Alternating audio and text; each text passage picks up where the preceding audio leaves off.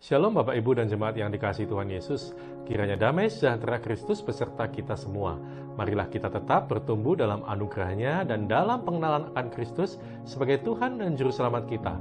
Selamat mengikuti renungan firman Tuhan hari ini. Tuhan Yesus memberkati. Renungan hari ini, Rabu 4 Agustus 2021 dengan judul Ciptaan Baru. Mari kita baca di dalam 2 Korintus 5 ayat 14-17 yang berbunyi demikian. Sebab kasih Kristus yang menguasai kami, karena kami telah mengerti bahwa jika satu orang sudah mati untuk semua orang, maka mereka semua sudah mati.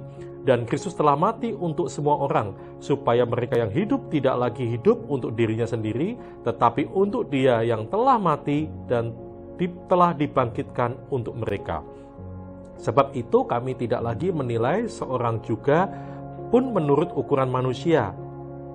Dan jika kami pernah menilai Kristus menurut ukuran manusia, sekarang kami tidak lagi menilainya demikian. Jadi siapa yang ada di dalam Kristus, ia adalah ciptaan baru. Yang lama sudah berlalu, sesungguhnya yang baru sudah datang. Bapak, Ibu, dan saudara sekalian, mungkin kita pernah mendengar ada orang berkata, katanya sudah jadi orang Kristen, kok kelakuannya masih sama seperti dulu. Menyikapi hal ini, mari kita melihat pemberitaan Rasul Paulus dalam 2 Korintus 5 ayat 17. Nas ini mengungkapkan sebuah keyakinan yang seringkali tampak bertentangan dengan pengalaman hidup kerohanian kita. Di satu sisi, kita mengakui bahwa kehidupan dalam Kristus menghasilkan sikap yang baru. Tetapi di sisi yang lain, kita merasa malu ketika kita melihat betapa kecilnya perbedaan antara kehidupan kita yang lama dengan kehidupan kita yang baru. Kita bersukacita atas pengampunan Allah terhadap dosa-dosa kita, tetapi kemudian menyadari betapa sering kita gagal menyampaikan realitas ini kepada orang lain. Kita menyembah Kristus yang memberikan nyawanya bagi kita, tetapi menghabiskan begitu banyak waktu dan tenaga untuk menonjolkan diri kita sendiri.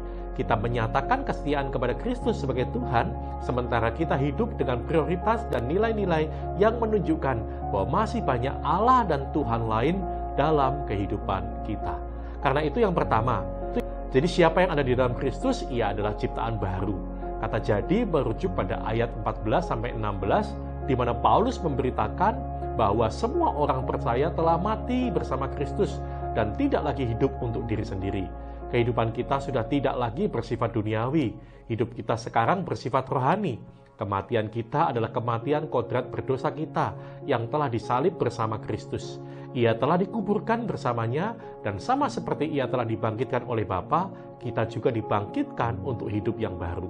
Pribadi yang baru yang telah dibangkitkan itulah yang sedang dibahas Paulus sebagai ciptaan baru.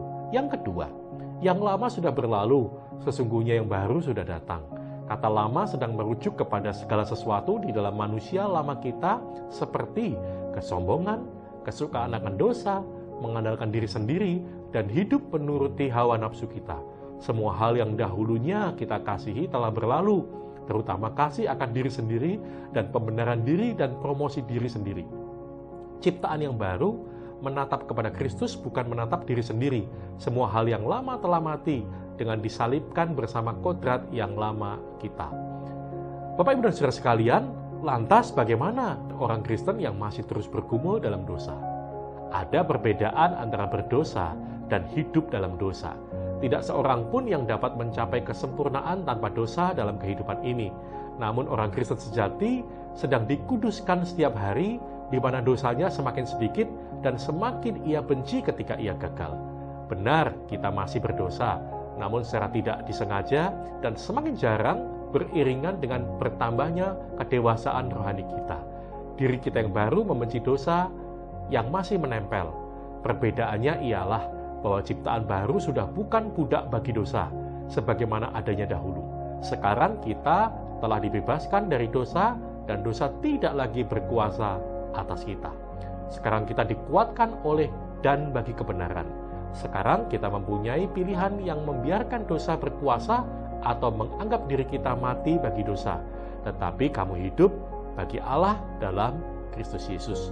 Puji Tuhan, sebagai ciptaan baru, kita sekarang mempunyai kekuatan untuk memilih alternatif kedua.